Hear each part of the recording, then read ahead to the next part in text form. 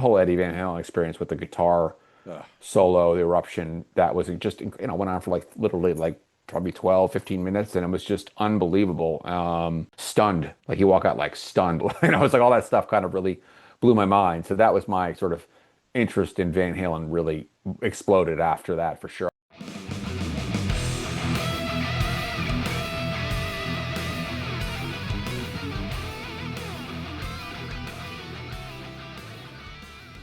Welcome to Mixtapes. I'm your host, Eric Stangl, and right next to me, as always, is my co-host, Mr. Mark Moots. Moots, what's going on this morning, my friend? Or I should say this afternoon. Yeah, damn near evening.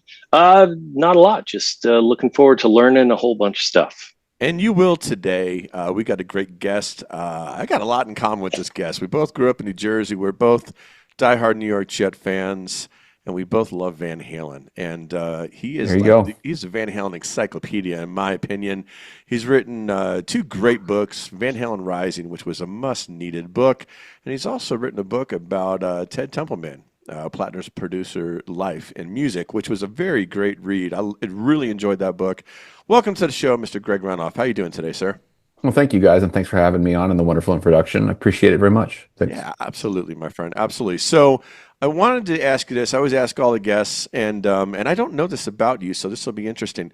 When I always ask, like, what was your first musical memory that made you be interested in music? For me, it was seeing Eddie, Jump Video, 1984. Was there a moment where you just kind of went, yeah, I need to be into music a little bit more, like, it hits you? You remember that moment?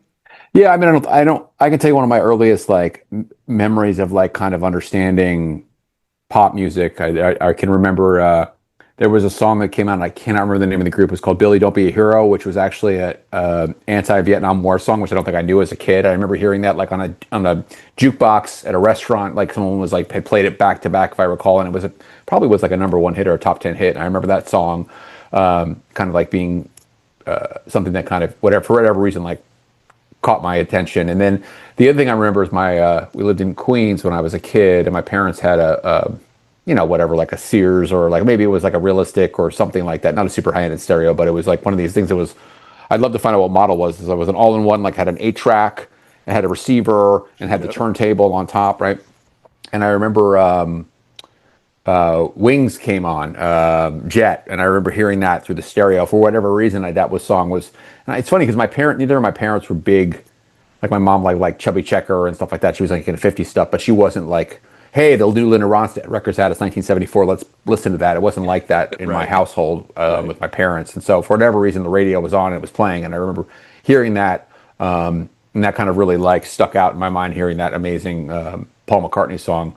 But then of course, then years later, as time went on, MTV and all the rest that we probably all have in common in terms of our interest in music, if we're all about the same age. Yeah, that was kind of but those were I never really, thought about those two things together, but those were the two earliest kind of pop memories, rock memories that I have as a kid, remembering very distinctly those moments.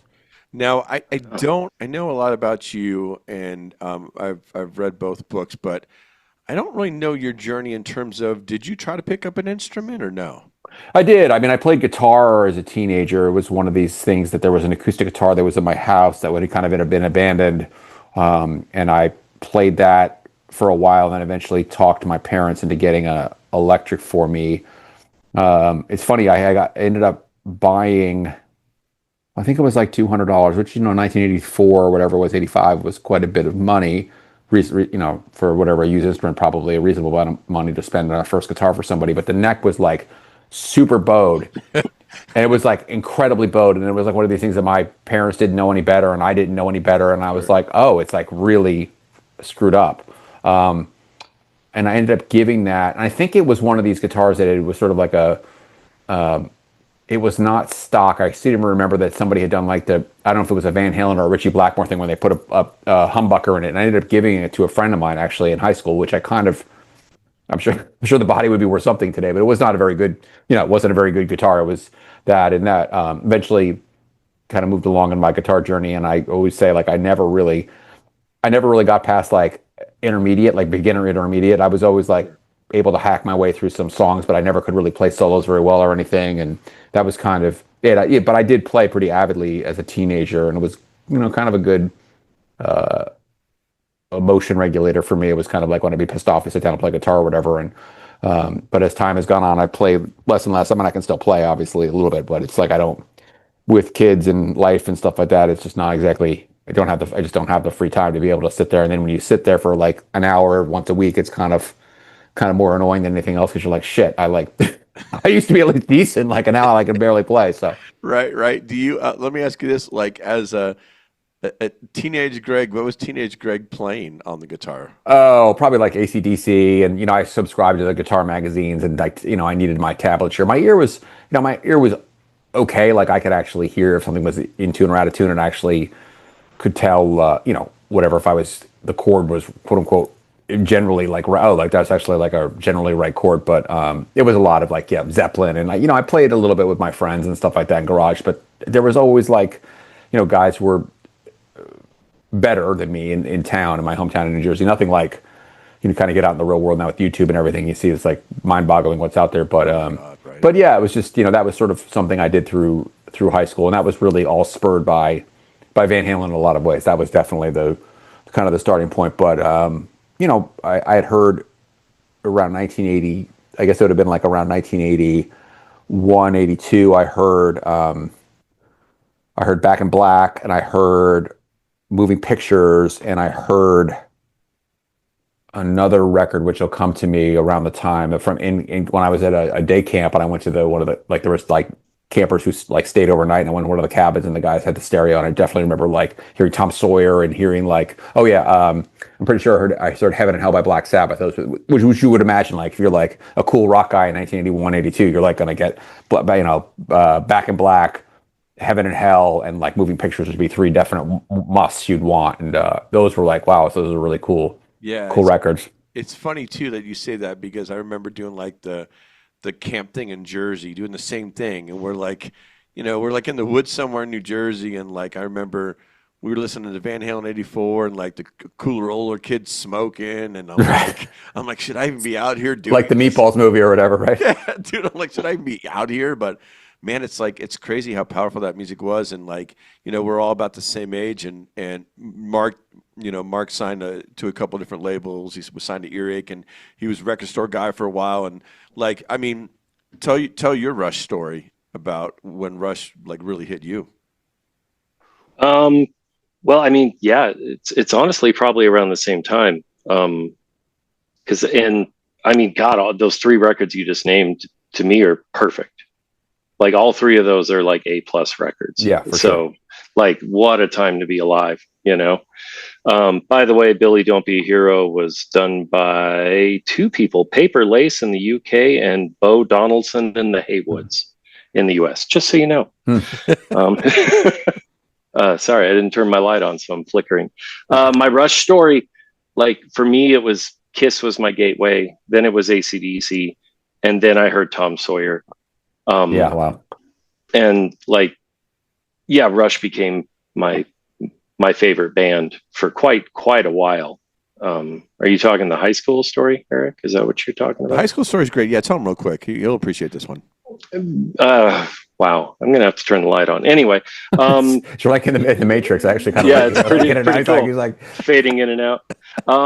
Basically, long story short, in my 10th grade, I suffered from panic attacks and depression, and after doing therapy and taking like 3 months off of school, what I discovered was the only thing that could get me through a day of getting out of my car and walking into school was if I listened to Subdivisions. And it like saved my life. Like that's what got me out of that spiral that I was in. So yeah, and it's funny. That's almost like it was probably like an OCD thing too for you. Like it was like if I do this, I can do the next thing, right? And that's like no, totally. It's awesome. I mean, that's awesome. Like that a song could do that for somebody. Like doesn't have to be like a drug or like another like other thing, but like that's amazing. Yeah. Those records. I mean, we all know it, but especially Moving Pictures and Back in Black. I mean, that to me, they sort of almost ruined other albums. There were a lot of albums like that because they sounded so good. It's not even the songs were so good. The songs are like obviously like absolute A+ songs, but the sounds were so good. You're sort of hear all this, and that would be something where kind of the Templeman book kind kind of all came back in terms of that interest in that. Like you'd be like, oh, this sounds really shitty. Like this song, whatever it was, like whatever band, like this whatever 80s band or whatever. You're like, this doesn't sound very good. Like, and you really started to appreciate like great. I started to appreciate like great production and like great sonics and great engineering and stuff like that. So, yeah, what a time to be alive is absolutely true. That was incredible. So many, very so many fortunate. records. Like Diary of a Madman is 81. Yeah, another one. Fair Yeah. Warning's 81. Yep. I mean, those are all amazing sounding records. Yeah. I mean, there's Killers is 81. I mean, there's so many of those records that were just next level records in terms of production that just are mind blowing. So you're doing, you're doing like what we're doing. We're just listening to great records and whatnot. Like, when did you discover Van Halen? Was it the first record, or was it like Women and Children First? Oh no, yeah, it was 84. I mean, I always tell people, and I think it's probably true that I'm almost certain that I had heard Pretty Woman, but it was like it was like a radio song to me. I was like, oh, that's a cool song. I don't think I knew who Van Halen was. Right. I certainly I did not see the video on MTV or anything like that. I don't think my hometown had MTV yet. Probably didn't have it till 83 or something like that. But I definitely, had the experience like so many other people of turning on MTV and the whenever it came to my town, 82, 83, probably 83 is probably when I probably came to my town, and then through cable, and then there was a big build up to Van Halen, and I just heard her Jump, and I saw the video, and it was just like wow. And my step was to go and get the 45. And again, that was probably just a reality of like, we weren't poor or anything like that. I don't want to like make it like we're poor, but it was probably like I'd spent my allowance money or something like that. I probably like found some change around the house or whatever. I probably, my parents were probably like, you spent your allowance, you can't buy, we're not buying you the record. So I bought the 45 and had Jump on one side and House of Pain on the other. And like really what got me, I'd heard Jump obviously multiple times on the radio and on MTV, but what got me was House of Pain, which, is the incredibly aggressive Eddie Van Halen guitar playing throughout that entire song. I mean, arguably that's the most wild, maybe with Halford Teacher, like the most aggressive and wild, arguably guitar playing on that record through a whole song. And I was like, holy wow, this is incredible. Like, this is amazing. And then that kind of kickstarted me. I ended up, borrowing tapes from friends, like a lot of us did. I ended up getting, I know I ended up with the 84 cassette at some point in 1984. Before I got it, I ended up with Rats Out of the Cellar on one side of like a 90-minute tape and like Van Halen 1984. And that was like the go-to, like getting in the car with mom. My mother was very tolerant of it. She actually was very willing to kind of put up with that with me. Like I'd be like, put it in the cassette deck and we'd, whatever, like listen on one side, until I had my license and stuff like that. But man, yeah, that was really the way it started for me. And then I saw the 84 tour, and that was an interesting story very quickly, which is that I wanted to go. The other thing that just I forgot to mention is that the other album I really liked that year was 90125, which was like, loved that album. I was like, that other album that sounds incredible, and I was really loved Owner Lonely Heart. I bought that record, whatever tape probably, and it was like, this is incredible. And Yes was coming to the Meadowlands, but it was after the 1984 tour, and I remember thinking like, oh, I'd like to see Yes, and I don't think I remember that Van Halen sold out immediately. Like, of course, like I'd never really I'd been to one other concert that would have been like a kind of a qualified real concert, which I saw the Go-Go's with my sister and my cousins at Madison Square Garden in '82, and that was their vacation tour, and that was really an incredible experience actually, because they were sold out, and it was like peak Go-Go's mania, and like all these girls were dancing. It was like incredible actually. Yeah. But the '84 tour sold out like the first day the tickets went on sale. The tickets were gone, and there was a guy behind me who I was still friends with on Facebook in homeroom, and he was like, I don't know, whatever, and not into Van Halen. His brother had one of these things like, my brother's like, I got you a ticket, and he was like, I don't really want to go or whatever. And he kind of like probably saw me drawing Van Halen logos on my notebook, and he was like, hey man, you want this ticket? And ended up, he ended up scalping it to me for $50. And I don't remember how I got the $50 actually. I didn't like steal it from somebody, but I don't remember. Right. I think I probably talked my mother into like letting me go to the bank and take it out of my savings. I must have and I was like, I'm sure she was like, this is important to him. Yeah. Whatever. He wants to do this, and let me do it, to her credit. And the ticket was probably like $12.50 or like $13.50 or something on the face of the ticket, right? And but like obviously worth every penny. I saw, so that was April 2nd, 1984, and man, it was like all over for me. I just the whole Van Halen experience was so over the top, and it was just mind blowing. One of the funniest parts of that was I remember I was 14. I think I was 14, and it was 84. I was 14. I hadn't turned 15 yet, and like David Lee Roth's like cursing, right? Obviously, it's like dropping F bombs and saying all this stuff. And I'm like, whoa, you can curse in a public place like this? It's like I was like, wow, wow, like it was like because you're a teenager, you're like, it's Yeah. just like whatever, like all that stuff that sort of like as a young teen, like I'd never been to a concert like that before. The Go-Go's didn't curse like that, like whatever. It just wasn't whatever. It just wasn't, and it was like, whoa. And then the whole Eddie Van Halen experience with the guitar solo, the eruption, that was just went on for like literally like probably 12, 15 minutes, and it was just unbelievable. They hit you at the end with those gigantic 1984 lights. We all seen the bootlegs now, and that's exactly the way it was. It was the same. It was basically exactly the same show every single night, and it was just like stunned. Like you walk out like stunned out of the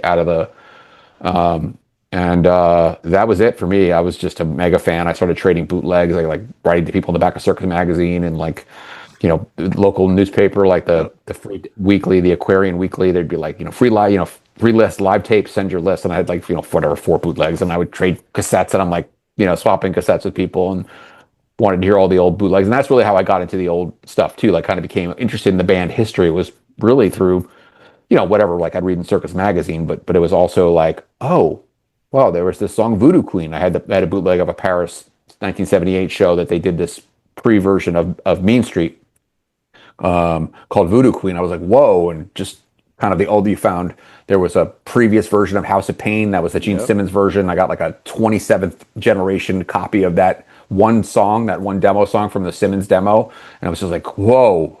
And I was like, all that stuff kind of really blew my mind. So that was my sort of interest in Van Halen really exploded after that, for sure. I liked a lot, I like all the other bands at the time and stuff like that. I saw Guns N' Roses, and you kind of go through Metallica, go through all the list of bands that I would have gotten tickets to go and see, but that was it for me. So that's how you end up writing a Van Halen book. You go to a Van Halen concert at 14.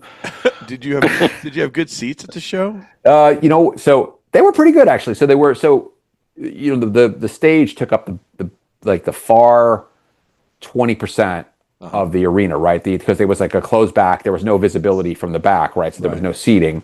So they had sellouts, of course, and they were probably losing like 20% of their seating, because of the way they did the seating. But it was, imagine like I was sitting behind in the first level there, behind the hockey goal, like the one hockey goal. So it was like, I still have my stub. It was actually straight on in the back, but it was not like super high. And it was great in terms of like being able to kind of like take all the stuff in from seeing the lights and everything, especially like you weren't close enough to really see maybe some of the facial expressions and stuff in the same way that you would see if you're close. But it was it was a good seat, and it was great, man. I was just that was a very fortuitous thing that I ended up getting that ticket, because that definitely changed my life. There's no question. Oh, absolutely. Now, did you?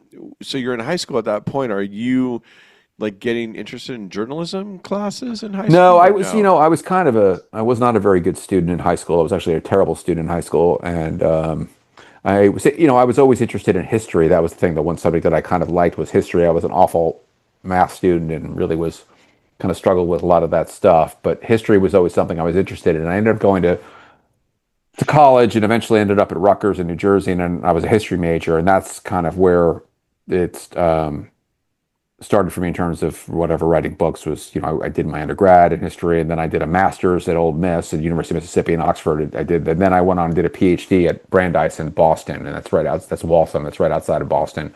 And then I worked for about 15 years as a professor, and then did a career change in terms of geography. My wife and I ended up relocating, and we moved for her job, and so we're here in Tulsa now. So now, like when you're in that, like you see Van Halen, you're 14, 15 years old, like it's a life-changing experience. Were you involved at all with like the local scene in Jersey? Because there was a lot of good bands in Jersey for like like going to like Birch Hill and like I didn't.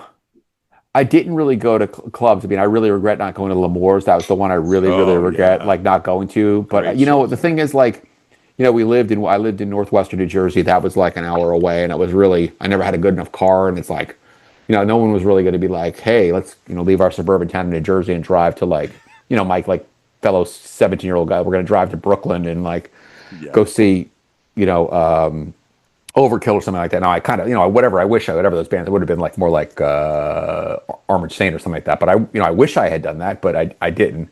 There were. There was what's interesting is a little bit later in the 90s, there was a club, which I think has just closed fairly recently, sadly. It was called The Chance in Poughkeepsie. So where I lived in northwestern New Jersey, I lived in Sussex County, which is all the way north and west, like where New York State and Pennsylvania butt the very, very northwestern corner of New Jersey, that county. And if you drove, you could get to The Chance. It was like 35, 40 minutes. And there was also, maybe 40 minutes, there was also a venue there called Orange County Speedway, which was...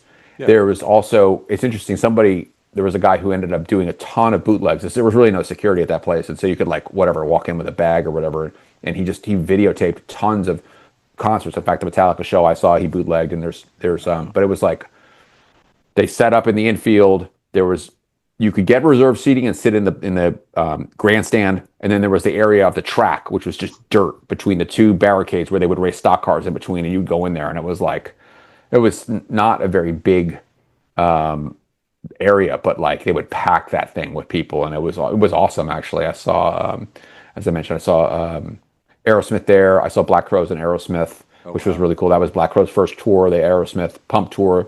I saw Motley Crue there, and Dr. Feelgood, and then as I said, I saw Metallica on the Justice tour, which was unbelievable. So yeah, but you kind of getting to the clubs of the city. I mean, I went to like, when I was in college, I went to the Ritz a couple times. Oh, nice. And, but it was really, it was not super convenient for that. I didn't have a very good car. And it was like, you drive like 70 miles and then, break down in Brooklyn didn't sound like but I wish I did. I mean, like, take the bus, like you take the bus to the city or whatever, like you could take a commuter bus basically into the city and go to Washington Square Park and do all that stuff. But I wish. Yeah, that's I grew up in Monmouth County, so it wasn't too bad of a drive. I spent a lot of time at Brendan Byrne, right, the Meadowlands. Sure. And, my first Van Halen show was in '91 because I was just too young to go, and I had that mom that wouldn't let me go, and then when mom moved to Vegas, Dad was a lot cooler because Dad had seen Zeppelin in the Garden. Oh wow, yeah. Yeah, there you go. He got it. Dude, he saw so many better shows than I did, man. Right. At my age, he saw Living Color, Guns N' Roses, and Rolling Stones. You remember those shows at the Meadowland? It was insane, right? So anyway, I get to go, and Alice in Chains was the opener. That's awesome. Yeah, that was a great tour. 91? I did not go to that tour. I saw. I don't remember why I didn't go to that tour. That was really, there must have been something that prevented me from going to see that tour. I saw Balance. I was in Mississippi and I saw Balance, but I did not see. I saw Monsters of Rock, but I did not see the For Unlawful tour, which I don't really know. I'd have to go back and really try to remember the dates and think about where I was and why I couldn't go, because that would have been, obviously that would have been a priority. There must have been something that was like I was not in the right vicinity at times. Yeah, it was October '91. Is when that was. Okay. Wow. Okay. Yeah. I don't know why I didn't go. Yeah, I don't know why I didn't go. Yeah, we ended up getting tickets. We went both nights. It was amazing. It was definitely a game changer for me. I got to see a lot of good shows in that year and a half time before I moved out west. Let's talk about Monsters of Rock for a bit, because Mark got to see Monsters of Rock in Candlestick Park. Oh, and great one. It's always an interesting story, because even as a young kid, I could not figure out why Metallica, Dokken was following Metallica. I never understood that. Well, they had the same, didn't they? I could be misremembering. Didn't they have the same management? Am I wrong? Q Prime? Q Prime? That could have been. A Q Prime, and maybe it was just honestly, Metallica was probably sure. I mean, really, we get to drink longer, and we're going to blow these guys away no matter where we play. But if you think about it, Dokken had bona fide hit albums. Right. They had some gold records, and Metallica was just getting ready to, Right. The Justice album was yeah, that was next, right? So because they played Harvester of Sorrow at the show I saw. Yeah, that was, and James said, we just finished our new album. This is a new song. Right. Oh yeah, it was. I didn't remember that it wasn't out yet. Okay, I forgot about that. Right. And I saw him in San Francisco, so the place, the floor almost emptied out when Metallica left the stage. Yeah, I would imagine. It was electric, but it was weird. Bill, I felt so bad for Dawkins. It was, they were awful. I mean, I'm just sorry to say. I mean, no offense to anybody, but they were just, those guys in the band. I mean, they were just like, I know they were breaking up and all that stuff, but it was like, it was really one of my first instances of like seeing a band blow away. I mean, they blew away everybody. Metallica blew away Van Halen. They blew away everybody. I mean, Van Halen was good. Fine, they're Van Halen. They were good, right? I'm not going to deny that they were like not great. They were good, but like nothing. Scorpions were good. Nothing could stop that. It was insane. No, it was very much like I saw. I got to see Metallica open for Ozzy on the Ultimate Sin tour. Awesome. And like, I'm a huge Jakey Lee fan, as we have discussed a lot. But like Metallica, it was like witnessing a force of nature. Yeah, and it really was. It was incredible. And I agree with you. I thought that like Kingdom Come didn't matter. Metallica were amazing. Dawkins, poor bastards, and Scorps were great, and Van Halen was good. They were good. Yeah, they were good. It was good. But Metallica, just the bar, you can't. There's a bootleg video of that show too at the Meadowlands, and I really, it's one camera, and just you kind of wish the person had panned because they didn't quite capture the pit. Like they were zoomed on the stage, but I remember like as soon as I'm sure maybe something similar may have happened at Candlestick. Well, at the old Giant Stadium, I don't remember how tall the wall is. I probably could look it up. It was probably like 10 feet, like to jump from like the stands to the field. Like it was like break your ankle. Yes. Jump. Like it was not like I'll just jump. Like you definitely were like, I could really like if I land wrong, I'm going to get hurt. And people just streamed over that wall. I remember the yellow security guys were like trying to tackle and like trying to tackle, and they just after a while they just gave up. And so the number of people on the floor basically doubled. Yes. And we were up on like a second levels. We were not like the first level, the second level of the stadium, I think the loge level. I think that's where we were.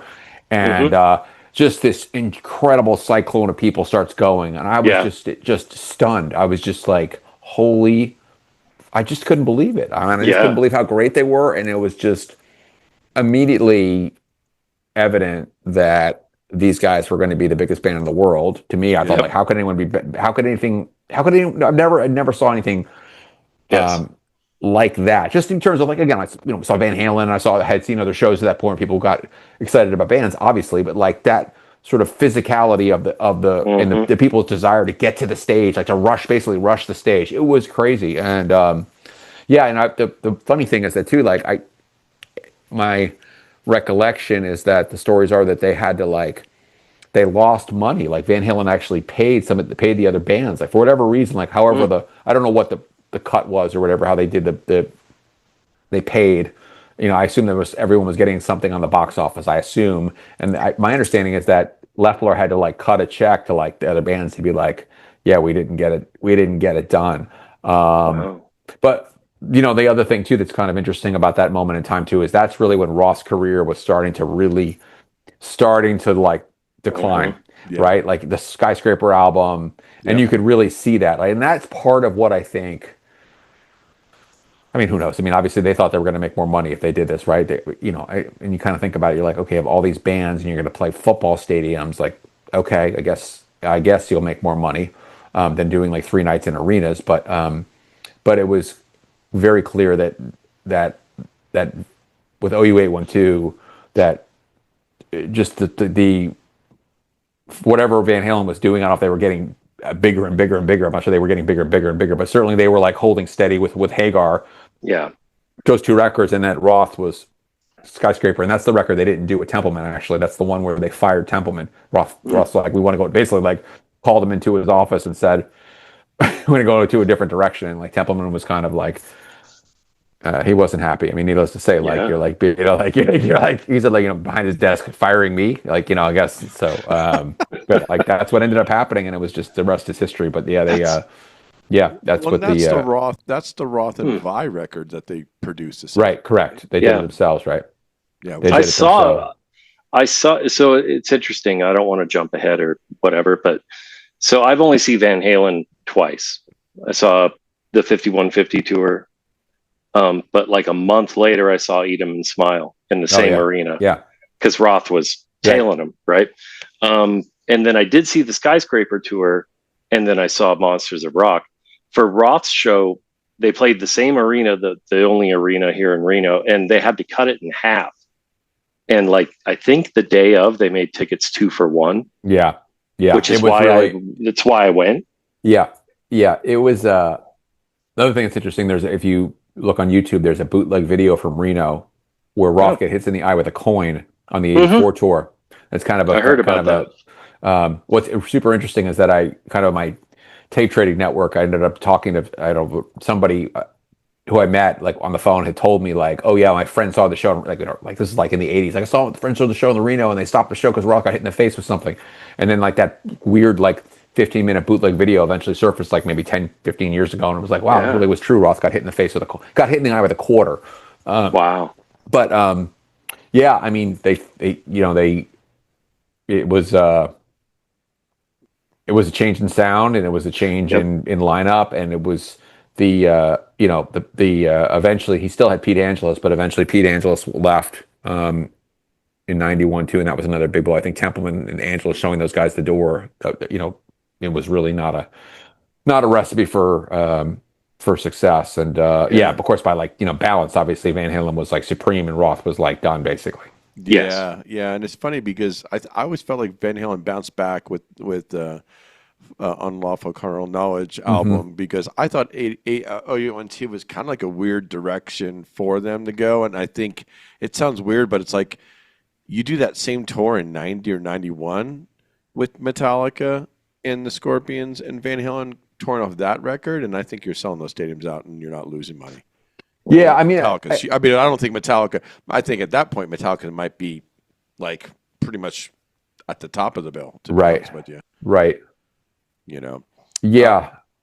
Let me ask you this: so you get into, I mean, how do you end up writing a Van Halen book? I mean, it changes your life, but like, what makes you go, all right, I'm going to write about this band? And then the approach you took, I thought was great because you decided to write about like the history of the band coming up, Hmm. which I thought was really cool because we lived all that Right, stuff right. like after, but we didn't know the origins. So how did Sure. you decide like that was the way for you to go? Well, I was teaching college. I had just gotten tenure, and I had sort of been teaching at the university. I was teaching out of Missouri for about 6 or 7 years, and so I had a little bit of time because I had taken a sabbatical. Which the idea is that you're take a half year off and you're going to write. You do for like research. You've climbed the mountain. You have tenure now, and now you're going to like you take a semester off, and you can like start another book, basically like an academic book. And I remember like whatever the end of the semester came that year, and I'd gotten tenure, and I was just kind of like fried from all that. And I was like, I can't. I need something like fun to like to write about. And I had this idea to do this like little article for like Van Halen News Desk. I mean, like Uh-huh. legitimately, that was the plan. I didn't know what I was going to write about, but I was like something about Van Halen's history. I was like, I'll do this little like whatever. I'll do like this 2,000 word thing for Van Halen News Desk. And I ended up getting a copy of the Inside Magazine, which was the Van Halen fan magazine, Yep. which Jeff Houseman published. Um, was great. I mean, it was great. Like it was, Jeff to his credit, like I'm going to put a magazine out, and he did, and it came out like I don't know, 20 something issues. I don't remember any issues they did, but it ran for 2 or 3 years, and there was an issue of the magazine that I ended up getting my hand on. I bought it in a Barnes and Noble, and this would have been in the '90s, and I had it the whole time. It was called the Club Days, and it Okay. talked about backyard parties, and it talked about like playing the whiskey, and it kind of went through some of that stuff. And there was interviews with a few people, and I remembered that, and I thought, oh, this is kind of interesting. I said, really, if you look at like Wikipedia, like there's no information. I'd love to, I should go back and try to find, just for my own amusement, like in like 2005, 2006, because I started the book, God, like probably 2009, 2010, like, and just like, because that's when I got started that break and started like working on it. Like, Yeah. but I didn't know I was writing a book at the time. I was like going to do like a little article. And so I started this, and I remember looking at Wikipedia. I'm like, there was like 6 sentences about Van Halen's like club days, like Right. literally like six Right. sentences. And it was just like, they, met Gene Simmons. They got, they played the Whiskey a Go Go. There was really almost no information, and whatever it was didn't make sense. Like I said, the album was recorded in October 1977, which isn't true. Excuse me, it was recorded in not October. I don't know, whatever it was. There was August, something right? that was like, It was August it was or like, September, right? yeah, or something. They had something. There was something wrong with the timeline between the recording of the album. The album was recorded in August and September or something, and Yeah. there was something wrong with the timeline. And I was like, this doesn't make any sense. And so that sort of started me, and I ended up getting in touch with a guy out in Pasadena, and I talked to him. I talked to a couple of other guys, and like just telling about early Van Halen history. And the thing that really I remember was kind of the one thing that really stuck out to me was the one guy was like, "Oh yeah, like I used to go to the club where they did wet t-shirt contest, and Van Halen got busted at this club." And I was like, "Really?" And I was like, "Yeah." And actually, there was an interview that Roth had done at some point, and that Roth had talked about this, and I was like, "Oh, this is a legitimate thing." So I ended up through Facebook, and then back then, too, the other thing that's super funny to think about is like there were no like bots and like spam filters. Like you could just Right. message anybody, and the message Right. would go through. Right? Those were the Right. early days. So I would just like write to people and be like, "Hey, I teach college. I'm a historian, and interested in Van Halen." I wrote to this guy, and he was like, "Oh yeah." And he like talked to me, and the guy who owned this bar called the Rock Corporation. He told me about it, and he had his memories of whatever happened, and they may have been a little bit fragmented at times, but whatever they were like, like it kind of like synced up with like what I had heard had happened from the Roth interview, and yeah, that was kind of it. The snowball started to roll, and then eventually, it got to the point where I was doing other stuff in terms of writing academically, and I just knew if I didn't do this book on their kind of put the whole story together, because then it'd be like this piece here. It's like, oh, they played in like Van Nuys in like 1975. They played like biker bars, and then they did this in 77. Like, what did they do? Like, where did they go? And sort of, I was developing a very good network of people out in Pasadena. I ended up doing 230 interviews. Wow. And I just really felt compelled to do this. It was sort of one of these things where it's just I don't know. For me, it was just like I have to do this. But just my wife kind of understood. Like she was like, "Are you sure about this? Like, you do the Van Halen book? Are you sure?" And I was like, "I'm sure. I've got to do a Van Halen book." And so I ended up talking to obviously like Michael Anthony and Ted Templeman and Marshall Burrell and a whole bunch of other people who were around the band, and guys who had played gigs with them and their former roadies, and just the whole guys who have gone on, like guys like Rusty Anderson, who's now in Paul McCartney's band. I interviewed him because Rusty was in a band called Eulogy, which played quite a few shows with Van Halen. Eulogy was kind of like a glam power pop kind of band, and they one of those bands that were pretty good actually, and they just didn't get a record deal. There were all those bands that were kind of on the circuit with Van Halen who weren't just playing covers, who had originals, were actually pretty good. There was a band called Smile, there was Quiet Riot. Yep. There was a number of other bands that really were, they were, I guess they're also Rands, but they were, you were playing on Hollywood at the Whiskey and the Starwood. You were actually a good quality band. You're not, they weren't like guys who like were playing like, Foghat covers and didn't know how to play anything else. These were like people who were writing songs and stuff like that. So I ended up interviewing a lot of those guys, and, it just ended up being something that I felt passionate about, that this was the more exciting part of their story, I thought, in some ways, just because nobody knew about it, and because there was a lot more. I mean, there's always drama. I mean, obviously there was drama when they were, doing the 6 albums with Roth, and they broke up and all that stuff. But there was a lot of like moments where the Gene Simmons thing fell through, and just the whole early part where then Roth joins the band, and how that ended up being such a interesting decision to sort of let him join when they really weren't sure that he was the right guy at first, and stuff like that. All that stuff was, to me, I just, and I was able to talk to people who were like,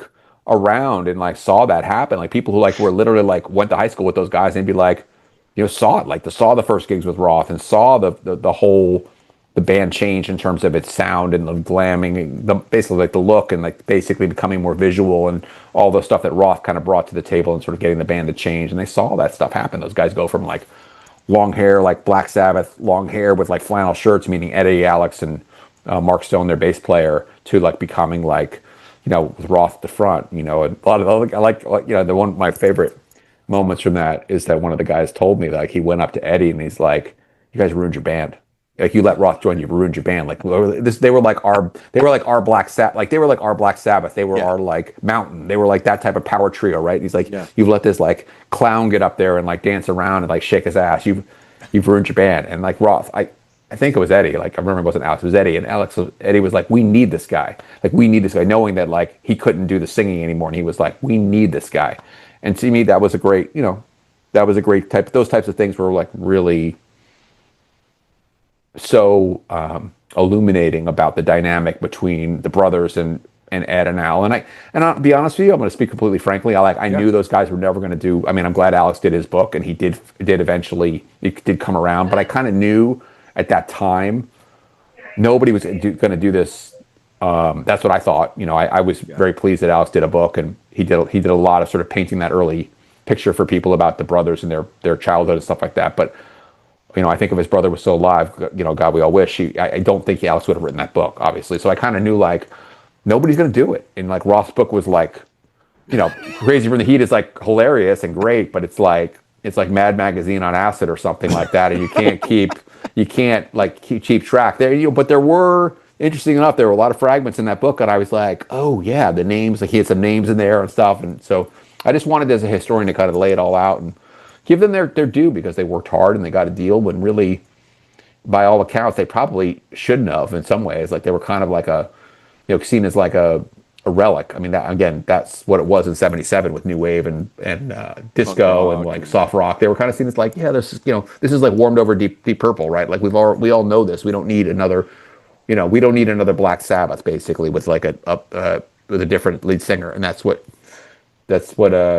all credit to Ted Templeman for seeing. Gene Simmons too saw it, but Ted Templeman really for making it happen, like getting those guys signed and on Warner Brothers and making that amazing record. You bring up some great points, because I remember going to places in like Red Bank and other places and getting bootlegs and stuff, and I got into James Gang because I was Van Halen covering Walk Away. You know what I mean? And I'm like, this isn't one of their songs. Who's this? And or you'd hear them doing like Walk This Way by Aerosmith, and you can kind of hear that evolution of the band. And it's funny because the Gene Simmons demos to me are interesting, because I feel as a guitar player myself, I feel like Eddie's really holding back for some reason on those demos. And like when they say, oh, they got passed up by everybody, and how did they not get signed? I'm like, well, if you really listen to those demos, like the real Eddie Van Halen doesn't come out yet on those demos. And I don't know if it was he was afraid to play like he could play. I don't really know. It was nice to hear the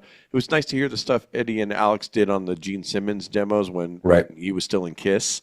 Like what was that? Like was it Tunnel of Love and like or not Tunnel of Love? Was it that? And then Christine Tunnel of Love, and then Christine 16, and then there's another one too. Is it Got Love for Sale maybe? There you go. Thank you for fact checking me. I can't remember anything anymore.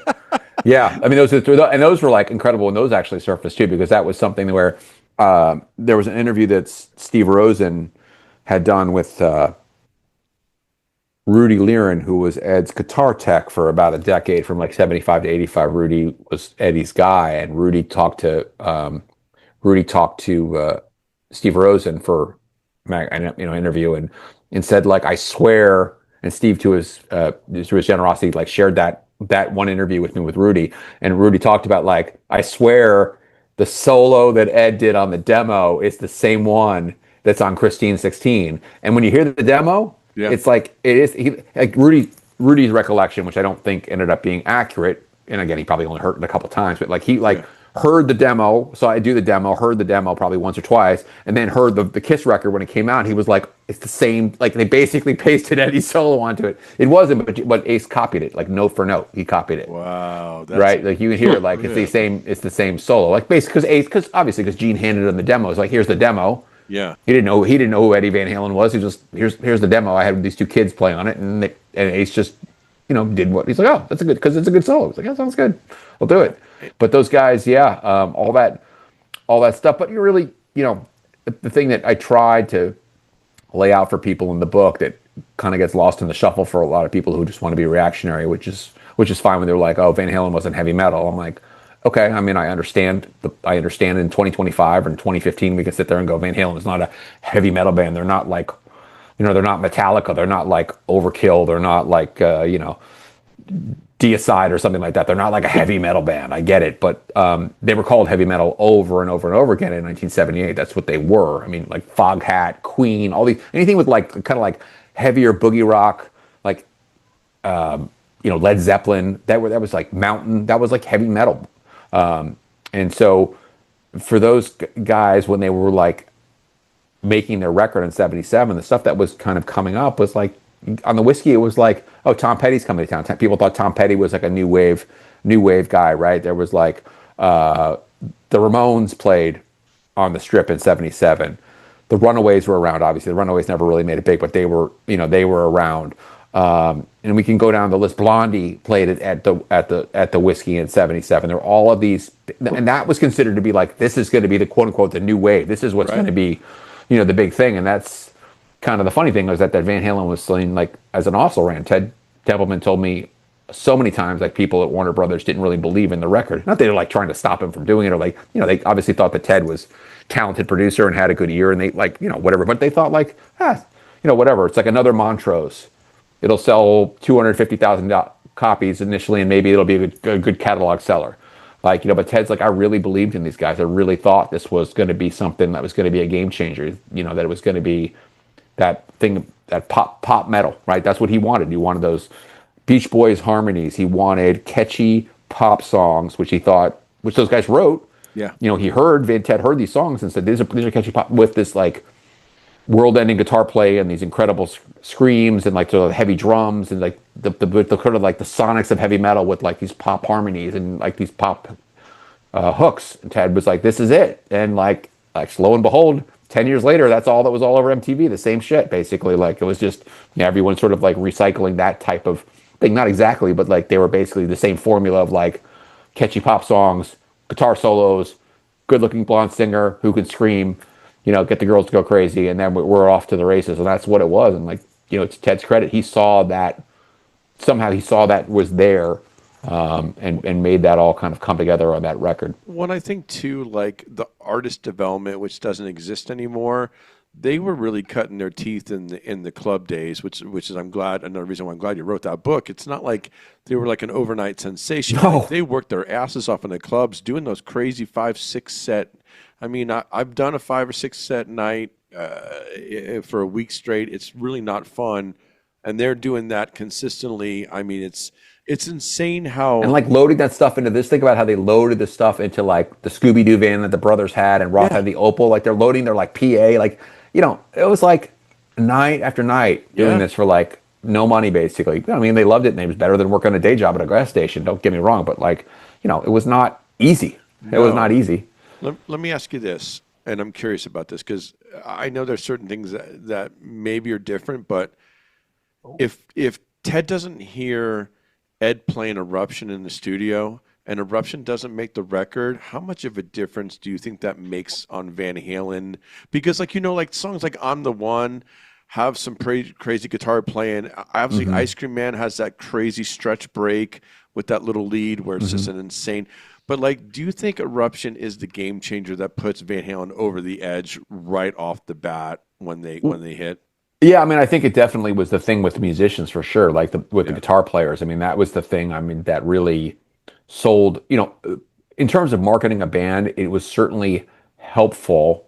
I'm not saying this was like quote unquote by design that Ted wanted to do this, but like the fact that you could spotlight Ted wanted to put it on there because he thought it was incredible. It sounded incredible. But like obviously the effect of that is like you have a guitar solo on an album now where every guitar magazine, every guitar player on the planet is like, this is the new young gun. This is something to be reckoned with. And we've heard all these stories like Neil Schon, like all these guys being like, what the hell is this? Like really like kind of like not understanding I mean, I've talked to guitar players. I'm sure you guys have heard two guys who were like in '78 who were like actually Yes. like I think Paul Gilbert's the one who talked about it for sure. Like going like I kind of understood. I almost he was doing it with one finger or something. Like he was like I almost kind of figured out a way to do eruption. And then he saw him tapping.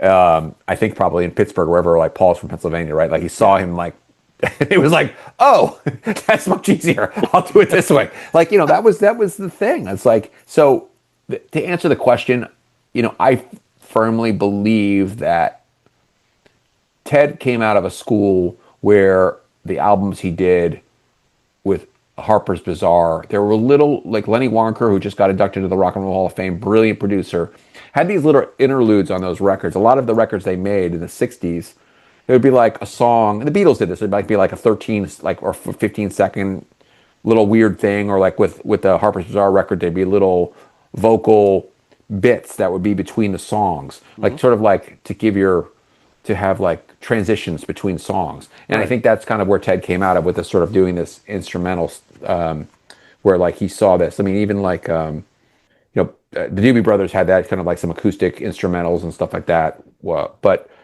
I think that it definitely made Van Halen the force to be reckoned with on vinyl with that guitar solo. But the reality is, from people who saw him do it live, that was probably, I mean, I think having it on the record was important, but I think the fact that they played it live, and again, I'm not sure he would have played it live if it had been on the record, but once you saw that, and just, there's obviously some great Super 8 footage that's out there, bootleg stuff that's now, and all that stuff that magically appeared about a year ago was like unbelievable. And you're sort of like, there's no denying it. There's no denying. Even today, you look at it and go, that's like insane. Yeah. And again, to think about like, people thought like, again, I don't want to name any of the guitar players, but there were plenty of guys who were on the radio who were very good guitar players. Like you've been like, that's a good guitar player. And then there was this, that was sort of, there were guys there again. There were guys like Alan Holdsworth around in the '70s. Other guys who were like insanely like technical players. But like to hear that type of stuff on the radio up against like Boston or something like that. Again, no offense to Tom Scholz, great guitar player, love the songs, great. Like it's just like there's no comparison. No, it's next level. It's like when we talked about Metallica earlier in the podcast, where it's like you just knew, okay, this is a game-changing moment that you're seeing. Let me ask you this: so you obviously interviewed Ted before. What did you have a lot of contact with Ted to the point where you felt like, man, this would be a cool second book to write? Because I know in the community, you were so respected, and I know a lot of people were really excited that you did the book. Did you feel like that was like the natural progression to go there because you were so interested in, like you said, like the sonic qualities of things and like, like talk to me about that. I'm really curious. So I interviewed Ted twice for the Van Halen Rising book. I may have talked to him twice. Once for a long time, maybe a short time for the second one. I don't remember. I have to go back and look. But anyway, he was a pretty good correspondent by email, and he wrote to me a couple of times saying, enjoyed talking to you, whatever. And then months went by. And then an email, I don't remember what happened because the book hadn't come out. It may have been something on Van Halen News Desk. There may have been like a sample, like a sample chapter, like here's a passage from it. And there was a message from Ted Templeman, an email comes in like Van Halen Rising, and I was like, for whatever reason, my like heart sunk. I was like, I hadn't heard from him a long time. Like I don't know why I immediately thought like, oh, maybe, I was like, and like I opened it up, and he was like, oh man, I just read that thing. That was really good. That's really great. Like he was praising whatever it was that was up on the news desk, and I was like, wow. Thanks. I was like, so I called him and talked to him again, and he was just like, oh man, you really got it. That was really amazing to read that. That brought back so many memories for me, and hear all that other stuff I didn't know. Like, because Ted sometimes he didn't know about like a lot of the stuff, like the brothers growing up or whatever, like pieces like that. I don't even remember what the sample was, but whatever it was, he said like, there were things I didn't know that I learned from reading that stuff that you wrote. That's really cool. That's awesome. Welcome. So, I had a friend who was out in Pasadena who had really been helping me all through, working on the research, and he and I were talking, and I was doing a book signing at Vroman's Books in Pasadena. So this was going to be like a book launch party the next night at a place called T. Boyle's, which used to be the Handlebar, which was the place where, interesting enough, the beginning, if you've seen the original Star is Born with Barbara Streisand, where she's singing in a bar, that's the Handlebar. And Van Halen played there I mean, once or twice, Yeah. maybe. The story supposedly is that they were too loud and they weren't allowed to play more than once or twice. But that's where the launch party was going to be, and there was going to be a book signing. And my friend was like, "Doing this book signing, huh?" And I'm like, "Yeah, it's gonna, people are going to come and I'm going to sign these books." He's like, "Why don't you ask Ted to come?" And I was like, "Oh no, I couldn't ask him." He's like, "Why?" And I was like, "It's Ted Templeman." Right, I right. can't call Ted Templeman. Invite him to my book signing. And he's like, "No, just ask him to say to come and sit at the table with you." And I got my courage up and I called him and I said, "Doing this book signing in Pasadena because Ted lives in LA." And I was just like, "It's no big deal if you want to come out, if you want to sign some books or talk or whatever. People would love to hear you talk." And he was like, "Okay, okay." He was Easy, like huh? that. Is like, "Yeah, that sounds good." I learned later that he had actually used to go there when he was living in Pasadena when he was first producer at Warner Brothers. He had a house in Pasadena, and so he used to go to the bookstore. And he was like, "Oh yeah, I haven't been there in a while. It'll be fun." And so he did it. Like, I mean, there's some videos on YouTube with it. It's just like, it was amazing. He was just awesome. He answered questions to people and signed books, and it was like incredible. So that night, I actually said, he was like, I'm like, like, hey, what did he say? I don't remember. Something like, hey, he had some word, like he called me buddy or something. I don't remember, like some like thing you would imagine a man of his generation would have called somebody. It was Right. like, yeah, hey buddy, what's your next book gonna be? And I know I got like, I was feeling it, and I was like, I think I should do a book about you. And he was like, seriously, he was like, oh no, you don't, no. He was like, that doesn't, yeah, no one wants to read a book about me. And he was actually like serious. He was like, not like just saying like, oh, falsely modest, like, oh, Yeah. but he was like, no, it's like, oh, it's like whatever. He's like, no one cares about that stuff that much. And like, and so basically went home back to Oklahoma, excuse me, went back to Oklahoma and Ted and I were talking and I was like, oh man, it was great. So I'd call him and tell him like, tell me about this, and he would tell me some story about making a record with the Doobie Brothers. Like, tell me about this. And, and I was like, I really want to do a book, Ted. And he's like, all right, you want to give it a shot? Go for it. Like, basically, he was like, very much like, if you, I love your book. If you feel motivated, I'm not going to like, he wasn't telling me like, don't do it. Or he wasn't saying, I don't want Yeah. you to do it. He's just basically like, yeah, if you feel, inspired, I'm not going to stop you. And then he would just email me stuff, and that's how it kind of started. I do think that at some point he kind of like was like, oh, he's really going to do this. I do think like he was just enjoying telling the stories, and I think he probably thought like, whatever, it'll just kind of wind itself out, and Greg will go and do something else. And then I was like, no, I'm going to do it. And it was like, I got a book deal for it. And he's like, if you want to do it, and he's like, okay. And yeah, he gave me the liberty in a lot of ways to do it, and was there was obviously we had a lot of conversations about everything about you can imagine about making records, and I had to learn. It took longer than I thought. I mean, I thought like, oh, this will be easier to write to the Van Halen Rising book, and it was in some ways, but also like, I didn't. I really wanted to try to do justice to the records, and he wasn't telling me like, so we went in the studio these days, we did these songs, we did this. Like I had to go like through Billboard magazine and like whatever else, and kind of like try to like, when did the records come out? When did they go in the studio? When was this happening? Like all these sort of like landmarks, build a giant timeline of Ted's life. It took quite a bit of work. But I thought especially about the fact that he was an artist as well as a producer. He was also a record executive, which a lot of people forget that Ted was an executive vice president at Warner Brothers. So how it worked is that Warner Brothers had in-house producers. And so it was Mo Austin was the president CEO, and then eventually Lenny Waronker became the president, and Mo became the CEO, and Lenny was there, and below Lenny were all these executive vice presidents like Tommy LaPuma, Russ Titleman, who did the Steve Winwood Back in the High Life, all that stuff, like tons of like Eric Clapton, Journeyman, that's Titleman, and then Ted did a bunch of stuff, and there were a bunch of other guys who did these David Omardian, is that his name? Omardian, yeah, he did the Camouflage with Rod Stewart. I mean, all these guys who did these records were all executives too, and they like go to these board meetings and like, what are we going to do? And with this and that. And so it was interesting to hear like Ted, like part of Ted's job would be like, I don't know, like Paul Simon would come in and be, grumpy about something, and they'd go to lunch, and Paul would talk to Paul Simon about whatever, like, oh, about the record that's coming out. He's not happy about this, and kind of like schmooze with these guys, and like, Neil Young and all of these different, Michael Omarty, and that's the guy who did the Camouflage record. Great producer.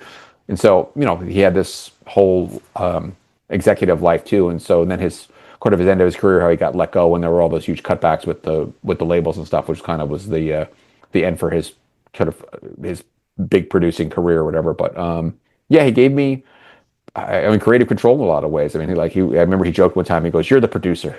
He was like, "You're the," you know, basically like, "I'm not the producer now. You're the producer. Like, you're producing this thing." And he was like joking about that. So he's like, you know, he was incredible. He gave me just he was incredibly generous with the whole thing. Just sort of like, you know, he wasn't.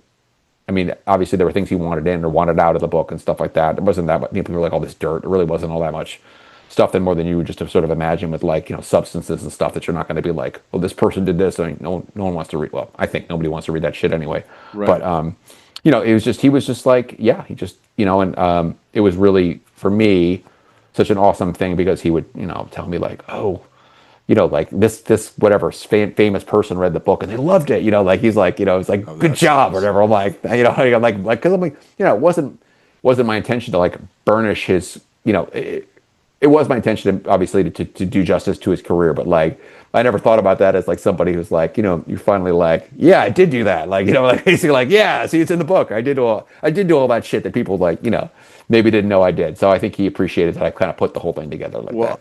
I think it was great too because, and this is something Mark you might not know, like, and we, like you know, me and Mark were, and you probably were, Greg too. Like, you know, you'd get the album or the CD, and you'd look, and you knew, like Mark knew, like every producer on every record, and Right, you know right. all these type of Yeah, things. same thing, right? But For the sure. things I didn't realize was I didn't know Ted played drums. I didn't know he Yeah, played drums on tracks, like yeah, those type of things where you're just yeah. thinking that's the producer guy. You don't know, oh, that guy was a musician too, and that guy Yeah, he did was a this. very, very adept. He was a trumpet player. I mean, he was a very good trumpet player, and so that was kind of the whole beginnings too. That he was into jazz, and like again, that was part of the stuff that made the book challenging because he'd be talking about all these jazz artists, and I would be like, oh my god, like, I didn't know anything about that stuff, and I just didn't Sure. want to like say the names and like move on to the next thing, and sort of like trying to because he'd be talking about like, oh, this is different than this, and you know, Salt Peanuts and whatever other songs that he played growing up, and you know, he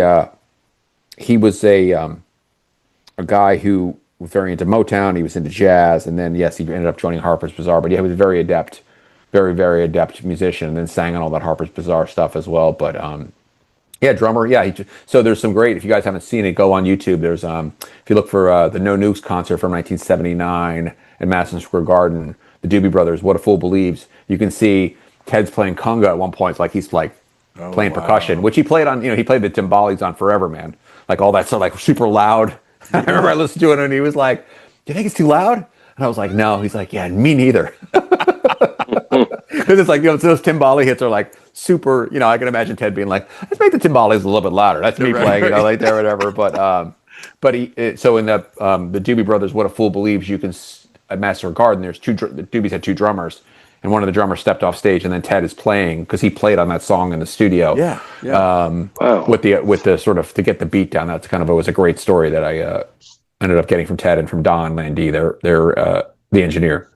Well, and it's got to be great for you as being such a huge Van Halen fan. It's like you're researching the band, so you're finding out all the stuff from back in the day, but then you're really talking to Ted more, and you're learning like all these things that were going on in the studio with those guys. That Which was is just, incredible. oh my That was god! incredible. I mean, I can't even tell you. It was like, yeah, it was like it was incredible, and I really am so grateful to Ted for that. It was just such an amazing. He was so trusting of me, and like you know, like just yeah, willing to kind of like explain stuff to me and learning about you know the way they made records in like the 60s with 4 track where Yep, they would mix down the tracks. They would continue like they would bounce like them. the way the Beatles they bounce the tracks and they Yep. mix them down and everything and talking about that like feeling groovy and you know kind of those things that like I think would be kind of lost to history, like where he was like, oh yeah, the part in the song Feeling Groovy, which was Harper's Bazaar one big hit, where like Lenny took the music down and made the vocals feeling groovy, like the vocals came up and then he brought the music back and Ted's like, oh yeah, I did the same thing with Black Water. And I was Oh like, oh wow! shit, you did. You did. Yeah, yeah, Like, yeah. because Yeah, it's right. like, I can totally hear it in my head right now. yeah, he's like, yeah, like the kind of that Dixieland breakdown. He's Yeah, like, we yeah, did the yeah. same thing. We like faded the music down and then did it. And that was like, you know, from Lenny teaching Ted. And that was a nice thing too. Like Lenny just got inducted to the Rock Hall, which well deserved. And Ted always said like Lenny was his mentor and like taught him so much about making records and stuff like that. But to kind of have that stuff like, you know, like talking about like, you know, that suit is you, like, oh yeah, he's like, that's from like shopping for clothes by the Coasters, right? And he's like, I'm like, what? And he's like, oh yeah, that's an old, like, I don't think anybody knew that. That was not like in public circulation as a thing. Like, Yeah. you know, that was kind of the joke between him and like, there was like him and Dave, like these old Motown songs. And he was like, Yeah. that suit is you. And that was like one of the lines in that song, shopping for clothes. And, you know, that was the, you know, all those things that sort of, you know, Stranded in the Jungle, which is this, that might have been another Coaster song, which was had the jungle drums. He's like, oh yeah, that was the sort of, you know, for at least from Ted, like that was like he was like trying to explain to Alex, like do the jungle, you know, we're gonna do jungle drums, and it was like, you know, it was like Stranded in the Jungle, right? That was kind of the, Oh, it's fun. you know, that was sort of about like for everybody wants stuff, right? Yeah, like basically, like Ted sort of like had his frame of reference for a lot of things that were like why things happen with certain Van Halen songs went back to like songs that Dave and I liked actually when we were kids. Like the Van Halen brothers weren't necessarily into that type of like music, but that he and Dave had this very similar musical vocabulary of listening to the same records when they were growing up, and so a lot of that stuff was sort of spurred on by earlier songs where Dave would mention something and Ted be like, yeah, let's do, you know, let's do that, and like kind of like that was their common currency of talking about things and how those things kind of came together. So all that stuff was like incredible to have that, to be able to bring that to the table as and to think about, you know, where the earlier music that maybe was not like immediately evident to people came from in terms of influencing. Again, I'm not saying like the Coasters heavily influenced Van Halen, but like certain moments like that, again, you know, like there were moments that like obviously led to certain things happening with Van Halen songs from different things like Motown and other stuff that was earlier music that would have been That's what not made like them great, though, right? It's like right. you can find those bands where, like me and Mark talked about this on an episode, where it's like there's so many bands that sound like Pantera, but they don't get Pantera was influenced by ZZ Top and Van Right. Halen and these other bands, and like that's the gumbo part of that makes it so interesting. You know, one of the things I believe it was in Ted's book was finding out that the '84 kit was electronic. Yeah, it was Like that electronic. blew my fucking Right. mind. I was like, you Right. have to be kidding me. And then the whole Hot for Teacher thing, you know, and Right. they did the electronic kit because the real drum kit wouldn't fit in the studio, right? Yeah. Because it didn't Right. expand Yeah. it, right? Yeah. You know, and it's interesting. That's the one thing that Ted remembered, that there was that they had mic'd up the car for the beginning of Hot for Teacher. And I actually think it probably was Ted was like misremembering, but I do think now in retrospect, and I'm actually thinking about this for a long time, I think that they may have experimented like with basically like they heard the engine loping like because at the very beginning of like with the electronic drums, Yeah. I've seen people do that now on YouTube where you can actually like do it and it sounds just like an engine sort of and then it goes, you know. And I think that was probably where Ted was, you know, Ted's memory may have been off, that there wasn't like Ted's memory, there was like a 1 second of the engine like and then it went to Alex playing the drums, but yeah, all that stuff, I mean, like, you know, and making of the 1984 album was definitely an adventure. wild, Which, you know, and again, that was like sort of, you know, I wanted to be, I just want to, you know, I wanted to tell that story in a way that, you know, that was basically going to like tell the story without like, you know, whatever. Like it was crazy. I mean, let's just put it there. I mean, you guys, I think everyone could kind of read between the lines. It was insane. Like it was like locking themselves in the studio and like not sleeping for days, and like we can kind of figure out all that stuff that means. And that was like, you know, kind of where Ted's perspective was, that was why he didn't want to work in a home studio, because he felt like it was like, you know, he had seen Brian Wilson like sit at his piano for like, you know, like go visit with him with Lenny Waronker, and like, you know, supposed to be working at home on a record and nothing's happening, like, you know. So it was just sort of, you know, that whole friction point with him and Ed, and sort of understandably so. Ed wanted to make his own records and wanted to do a studio at home, and I wanted to have more control of the creative process, and where Ted was like you know, the executive, and was like, we're trying to get this record done and it's like insane, like, you know, the tapes are going to get burned and somebody's stealing this, and like we can't get it was like, so When I was reading that in your book, I was like, "This is insane." Because it was insane. Yeah, it was Don insane. involved in that situation. It was Right. like this weird triangle, right? Like that Yeah, was just. it was. Yeah, you know, Don's a friend of mine. And it was definitely, you know, it definitely was a tough situation, right? You're kind of like caught like in the middle, where like the one guy is saying, "I want you to make the record," basically, and then your boss is like, "We're supposed to be making the record together," but like the guy owns this, the guy who's telling you, like the musician saying like it's my house, like well, we'll work when I want to work, and like whatever. Like it was just yeah. And But that's to their credit, it worked. It worked. well, it worked great, but didn't that start? I mean, what Fair Warning was the first time it starts because Ed's supposedly sneaking in the studio and changing parts, and then it's I think it's after Diver Down, right, where Ed decides he kind of wants more creative control. Right. And Yeah, it was actually they were building the studio during the Diver Down tour, but yeah, I think it was, it was the reality I think probably was, and I think Ted would tell you the same thing. It's like artists evolve, right? Yeah, And it's like, he always said it's like we kind of compared it to being like a parent, like like your kids are like 8 and 9, they're like, yes, dad, whatever, and like, and then they become teenagers and they're like, you're the worst person in the world, you've ruined my life, basically, right? And he's like, yeah, he's like, when they first came in the studio, I was like the big record producer with the platinum records on the wall, and they were like, yes, sir. Like he's like, they were like, yes, sirring me to death, basically. Like it's metaphorically speaking, like they were sure. like, sure, you're the boss, Ted. Whatever you think we'll do. Like basically, like he took their opinions, but like he had the track record, and then you make 3 or 4 records, and suddenly you're like, I don't like the way this sounds, or I don't like the song, and the whole Diver Down thing kind of got it to be a big cluster, with how that all worked out. But It's yeah, I cool. mean, It's cool because you basically got the whole history of Van Halen to Roth essentially like quitting in both books, right? Like, which is yeah, kind of funny, and all the great Doobie Brothers talk and the other stuff you're talking about with Ted. It's interesting to me because, like, as a musician, I'll hear certain things. One thing from the book I really enjoyed that tripped me out was knowing that Ed actually tapped out the bass part in Hot for oh yeah. Teacher and they deleted it. And I don't remember why they deleted it, but does that mean that Ed played the whole bass part on Hot for Yeah, Teacher I then? mean, I think the Yeah, thing is, like, Ted always told me that he stood there and watched Mike play.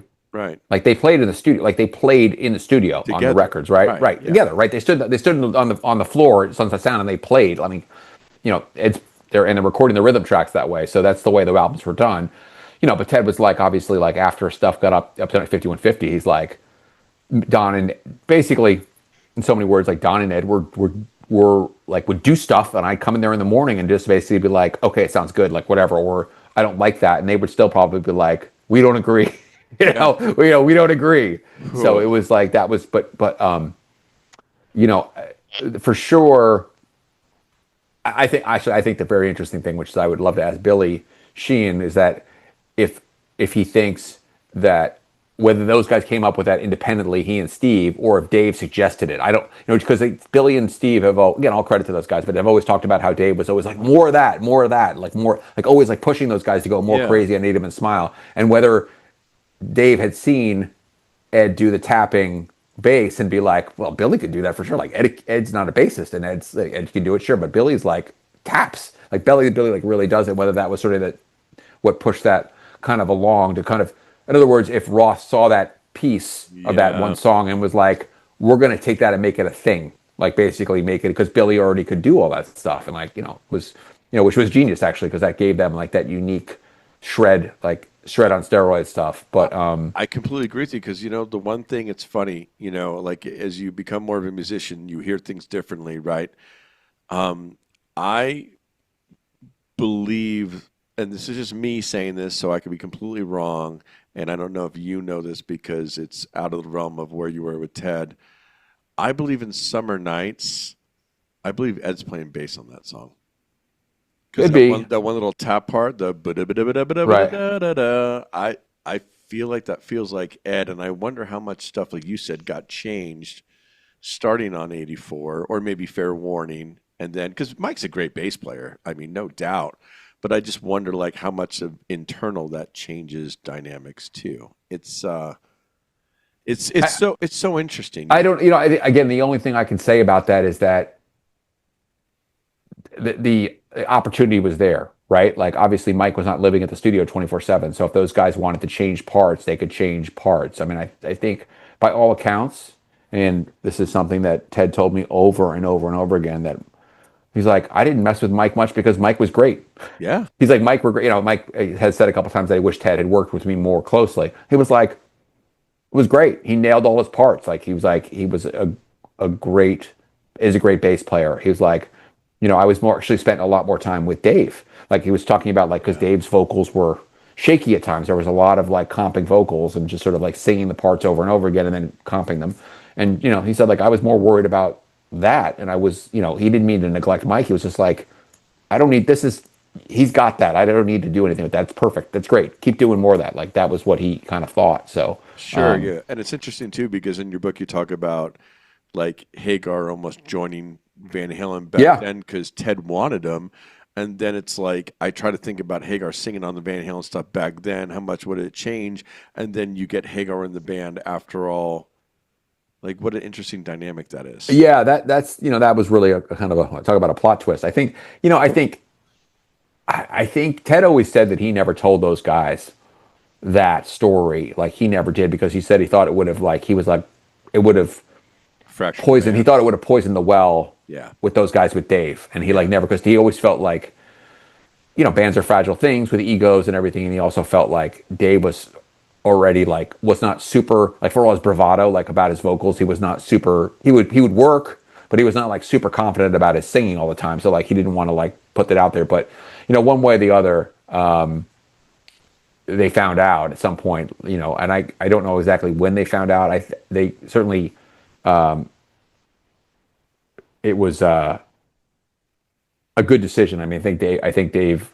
I mean, Ted has said it himself. I mean, everybody kind of knows it would have been a disaster to put Sammy in that band in 1978. It wouldn't have worked. No, it would have been worked, and they would have been like another like I don't know like I don't even know like just AOR crap. I mean, really, no offense to those guys. I mean, any of those guys. I just don't think it would have. I just don't think the chemistry would have been there, in my opinion, based on like the type of just I don't know, and like so just the yeah.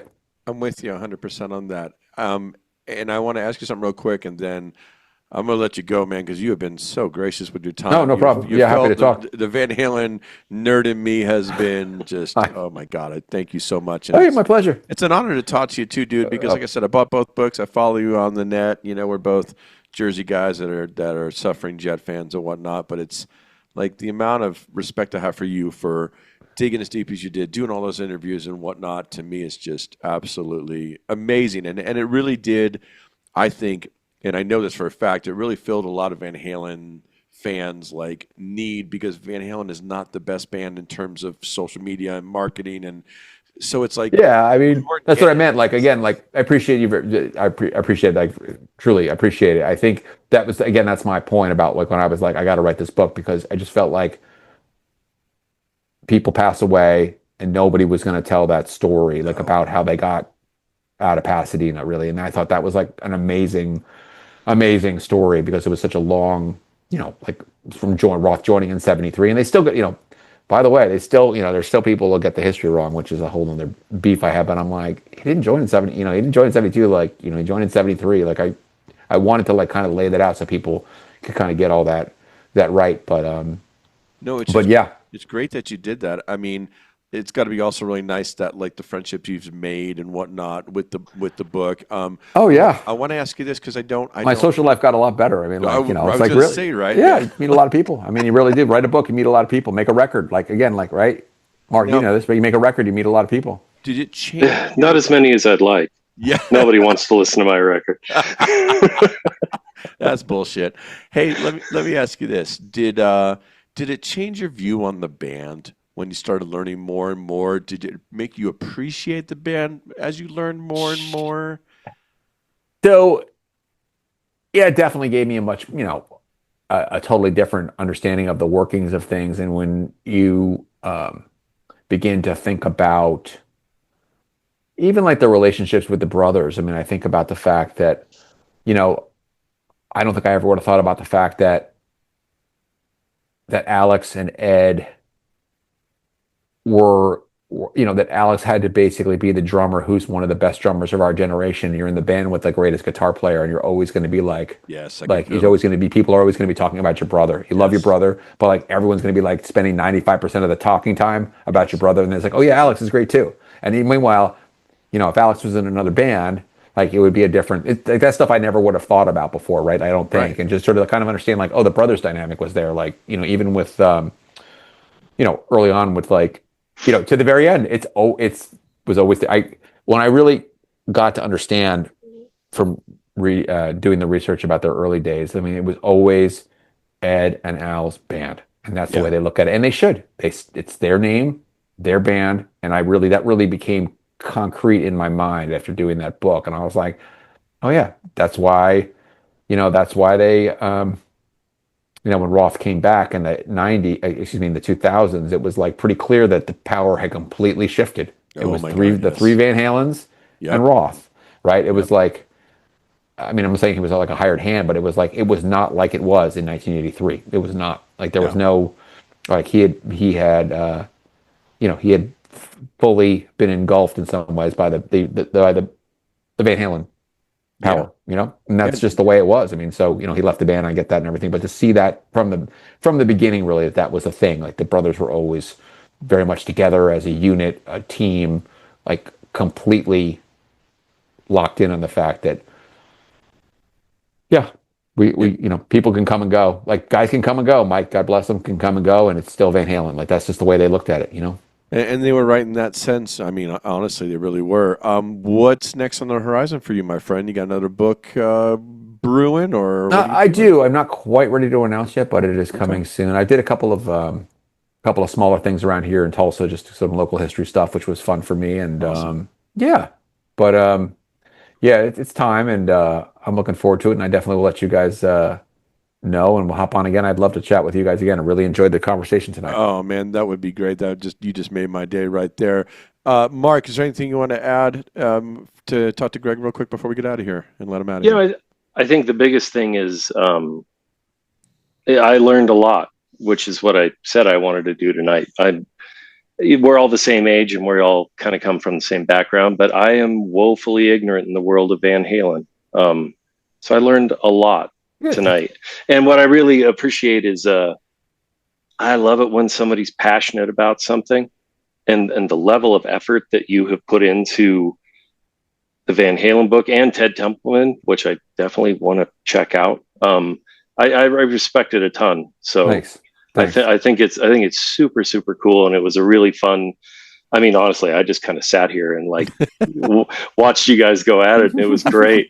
I had a really good time, and it was super nice meeting you, man. I Thank you for appreciate your it. Yeah, I time. appreciate you guys. Yeah, no, it was a pleasure. It really was Absolutely. a total pleasure. Anytime. I mean, I'm happy to hop on anytime with you guys and just talk about whatever. Man, I super appreciate that. Hopefully, the Jets grab a couple more wins, and I mean, we'll see what the hell happens, and hopefully, we get a good quarterback next year. Trade for Burrow, maybe. We'll see what happens. Oh. Wouldn't that be great, man? We need Dude, I some. still don't know what you're talking about. Yeah, I know. He's not the sports guy at all. I told him, I said, when we Marcus, go home, you're smart. yeah, Thank yeah, you. yeah, you don't have to deal with the heartache we do, man. I told him, I'm like, Greg's going to be cool. I go, and me and him will probably talk about the Jets for a minute too. Yeah, You for can sit sure. that Hey, one out. it's all good. Hey, you guys, thank you so much. Awesome, Thank you. man. I really appreciate you, Greg. We'll talk soon, okay, my Yeah, friend? my pleasure. Thanks again. Thank you, brother. Well, that was amazing. The little Van Halen nerd in me, felt like I got a 5-course meal, right? Yeah, I mean, just Jesus Christ, that was so awesome.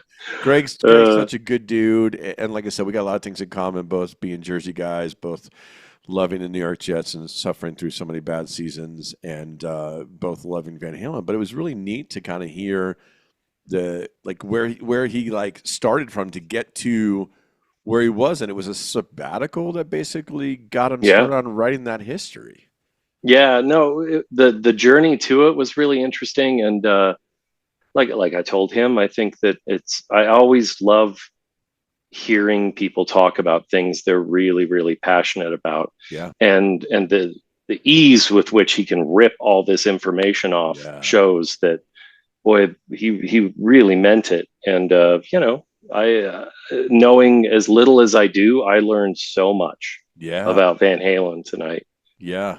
It was great. It was really cool, and like I say, it's a really easy guy to talk to, and just he's so knowledgeable. You see where the history Hmm. degree comes in, and being a stickler for getting things correct. I thought that was really cool. Yeah. And in an age where there's so much misinformation, when I said he's the Van Halen encyclopedia, and like nowadays, I'm not joking. Like he literally there, I mean, I knew a lot about Van Halen, man, but like when he put both those books out, it was like there was things I was learning that was blowing my mind. Like just Yeah, like I don't know if you know about this story. You have to now. I mean, it's all over the internet where what's his face? Michael McDonald helped Roth write "I'll Wait," I did know that. and Yeah, then didn't get paid because it wasn't, or didn't get credit on the record because it wasn't on the first pressings.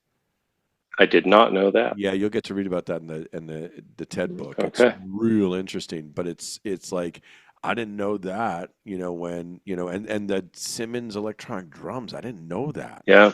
Like I love the 84 drum tone, Hmm. and I had no idea I was listening to electronic drums. Wow. I had no idea. I know Interesting. the cymbals. I'm pretty sure the cymbals are real, for Sure. sure. But that kit's electric, man. If you go back and listen to anything off that record, just have that in your head, and that blew my mind. And then the story about the Hot for Teacher thing, Yeah. it was an interesting one because they were trying to say, I think where he said Ted maybe didn't have it right in his mind was they thought they recorded the Ed's Lamborghini, Yep. and then that was a big debate when that book got released because then people were saying there's no way that's that, there's no way that's this, yada yada yada, and like that went crazy. So that was another thing, and Greg's been great for the community that really like Van Halen. I think one thing that really hurt that band was they did not really embrace the internet age, and they Yeah, something I noticed about Van Halen, especially post Ed's passing, is like how just kind of nothing happened, and it yeah, feels like, I mean, dude, Ace hasn't been in Kiss for how many years, and they're already like, you know, yeah, capitalizing, oh which is jeez, their way. But it's surprising to me how little Van Halen did, and I'm sure like Wolfgang is aware of that and probably doing his best. But like, man, Van Halen just kind of, they never adapted with the times. dude, it's so bad that VanHalen.com was not their name. That's right. That's how bad it was. Like they just, like it's weird they didn't see the forest from the trees. And the thing that's interesting about Roth was he was super, super ahead of the curve with the internet back in the Hmm. day. He was super ahead of the curve on a lot of that stuff. And I wonder how much, if Roth stays in the band, and I don't think that could have lasted. I think they had to break from each other and whatnot. But if Roth comes back in that band in '96, like they teased, when they did the whole MTV Music Award thing or whatever, Yeah. I think the legacy is even bigger because that's right when the internet starts kind of like Yeah. hitting. And I think, I mean, say what you want to say about Roth, but that guy is one of the more intelligent human beings, and always seemed like he was just, you know, doing all sorts of stuff in terms of like I think he would have been very, very on point with that, and that would have helped him. And I think that legacy is difficult. I'm glad I got to see Van Halen with Dave. I saw him in '90. Oh no, no, no! Excuse me. I'm gonna get all the people yelling at me now. 2008, I saw them, and it was great to see that. And Ross sounded good. Like as much as people slag on him, he sounded good. Okay. And it was a great experience. And but I think like we talked about with Jakey Lee, same thing. Yep. Like Jake's still alive, thank God. Um, it's like those like you want that legacy to continue.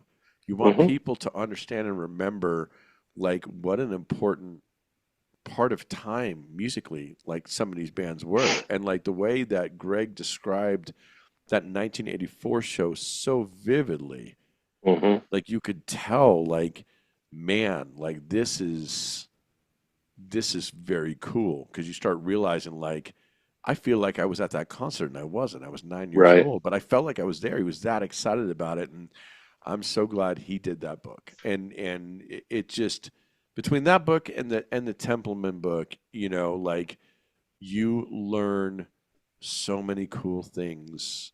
Like if you're into the producing side and the engineering side, Ted's book's real cool. There's some little things you learn that are very Hmm. interesting. Um, you realize how important those guys were than just a name that said producer or engineer, like that we would read when we were kids. Yeah, Bob Rock was another one of those guys. I had no for sure. idea Bob Rock played bass. I had no idea Bob Yeah. Rock played guitar. I didn't know any of that stuff when he was doing like Dr. Feelgood and the Black Album, and I just know he got a fucking insane drum tone. Yes, he did. One of the best ones in that time period. Good Lord. Oh, absolutely. And still, I mean, hell, that Black Album snare is still the sample people use. You know what kid I like better though? Hmm. I like the 94 Tommy's, the 94 crew kit with Karabi. dude. Jesus Christ, that kick The, drum and the, snare. Hooligans the Holiday, yeah. gentlemen and ladies. Hooligans Holiday. You Yep. listen to that little fill in the beginning, like Massive. stupidly heavy. It's like Creatures of the Night massive. Yeah, that's a great You know? point. That's a great Yeah. point, man. Well, dude, I appreciate you just Yeah. hanging out. I That was one of no, those ones. I legitimately did have a good time listening. I look, I know when to stay in my lane, Yeah, and yeah. I could see two guys who are like on the same wavelength and on the same path, and I was like, I'm just gonna see where this goes. You You know know? what? I appreciate it, brother. And like, there's many of these conversations that are going to be the same way, where I'm just sitting on the Yeah, sidelines enjoying, like, because that's the thing we talk about with mixtapes, right? Like, we're just here to learn and enjoy, and hopefully listen to some more music. And absolutely. that, like, we've got some great guests in the pipeline. I'm not going to say who or what yet, because Nope. once the record button is off, then I know we got them. You know what I mean? Yep. Because everything happens. There's so many whatevers, but we got some great guests, like committed, and I know there's gonna be some of them where I'm just gonna be like listening to you guys talk and just enjoying it. And It's gonna be fun. we might have to have. I was telling a story about you the other night to a friend of mine, and I was telling him the Mr. Buzzsaw. Oh yeah, yeah, yeah. We might have to have a little Mark Moots episode where you just Okay. tell stories from your time being signed and being record store Sure, guy and the sure. interactions, because you definitely have a real big catalog of interesting stories in that time period of the 90s, early 2000s that I think a lot Yeah, of people would be really interested in hearing. Like, good stories, you know what I mean? Unless you choose to yeah. tell No, some there's stories. some I wouldn't tell. Right, right. But yeah, no. What's fun is I was very uh, fortunate to be in a lot of cool places with a lot of cool people and cool company. So that could be another segment. Like I said, we could have our unofficial segment. Moots has bullshit opinions, and then we have the Moots has cool stories one. Yeah. Those are both fun. You got some good ones, man. I've got Yeah, some myself too, so it'd be pretty fun to throw an episode or two together with that, man. I think people would get a kick out of those stories. I always love hearing stories like that, just random. I yeah, remember I was playing football in the park in Reno, and my one buddy I was playing with, there was a bunch of us, right? We played in this league, and my one buddy goes, "Hey, man," he goes, James Hetfield's in that church right now." I'm like, "What the fuck are you talking about?" He's like, one of this guy I know is getting married, and James knew him from back in the day. He's in that church right now. hmm, I'm like, how weird is that shit? Just those that weird is weird. stories that you're just like, like the weird interactions you have with people. I told you the Tim Kelly slaughter story, which Hmm. I'll share with people because that's an absolutely hysterical one, especially sharing that with my mom later on. That was a Yeah. great time where, it's a great story. We'll tell it later. But, Yes. ladies and gentlemen, thank you for hanging out. Thank you, Greg Renoff, for being such a awesome guest and being so generous with your time, man. It was just so cool to talk with you Yep. today, and I'm really, really glad that we had that opportunity. Um, and ladies and gentlemen, also like the best way to get out there to get the word out with us and our show is just word of mouth. Like the Hmm. algorithms drive me nuts. I tried to post something today and like no one saw it. Algorithms, word of mouth, text a friend, all those cool things. You like the show? Awesome. You got people that that you might think might want to be on the show that that are famous or whatever, or just even up and coming bands, and you're like, man, I would love for you guys to talk about these guys. Yeah. Send us a little message, and we'll get back to you. We'd really appreciate that. Anything you want to add before we get out of here, Mr. Moots?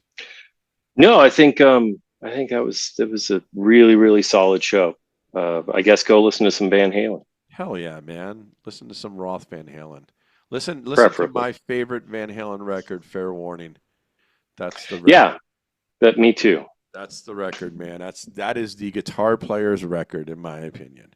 Probably the There we musician go. record too. I know a lot of my buddies that play drums and bass, like that's their go-to, and singers. It's a great record. We probably should talk about the record, that you should listen to this week, because we're always doing that in all of Yeah. our segments. I'm just gonna keep it simple, and in honor of Greg, I'm gonna say listen to Van Halen Fair Warning. There's a lot of great stuff on that record. I feel like Eddie is at his peak, in my opinion. hmm And there's just some really creative, amazing stuff for 1981. It's one of my favorite records from 81. You got Diary of a Madman in that year, too. You got Moving Pictures. You got High and Dry. That's a monster year. We should just do a segment on it in 1981, for Christ's sake. Oh, for sure. Just amazing shit. So that's my record for you guys to listen to. What are you going to turn me on to today that the listeners can check out? That is a great one. Okay, let's see, how weird do I want to get? Let's get really weird. Okay. The album, I was listening to it yesterday, and it's absolutely amazing. It is a British band called Lowen. Okay. That's Lowen. Okay. The album is called Do Not Go to War with the Demons of Mazandaran. Jesus Christ. That's right. How's that fit on anything? Well, it's a screen, so you just, Imagine giving that to the label and trying to fit on a Yeah. cassette back in the day. Yeah. Do Oh not my go to God. war with the demons of Mazandaran. It is heavy, technical, a la, let's say, Gojira music. Okay. But the singer is, I think she's Iranian. Okay. And boy, you can tell, because she uses a lot of the Eastern vocal techniques. Oh, so like the cool. not yodeling, but those breaks and Uh-huh. jumps in pitch. Yep. She has an incredible voice. It's a fascinating listen. There are things on here I would not dare try to pronounce, Uh-huh. because I don't know. But I think Lowen are a really, really cool, special band, and more people should hear them. Awesome. You heard it first. There you go. You heard it first from Mr. Moots, who definitely has his ear to the ground on all sorts of really unique and kick-ass music that is probably eluding you, because, Yeah. I never heard of that band until right now, but you have been pretty on point with your selections, my friend. Like the new Coroner is killer. That new Void record is killer. I mean, Yep. turn me on to some great shit, my friend, and hopefully some listeners too. I hope so. Before we go to, we are breaking records number wise, so thank you so much. That Randy Rhoads, Jakey Lee episode is just going through the moon right now. So thanks for everybody that's been listening to that one, sharing it. It's showing, and we really appreciate that. Yes. And people like Bumblefoot are liking that post about that. So. Come on the show. Come on, Ron. Come on the show. That's right. Come on, Ron. We will geek out on guitar, and Yes. we will be amazing. But until then, folks, we're out of here. We're out like a fat kid in dodgeball. Make sure you take care of yourselves, take care of others, and That's right. we'll talk to you soon.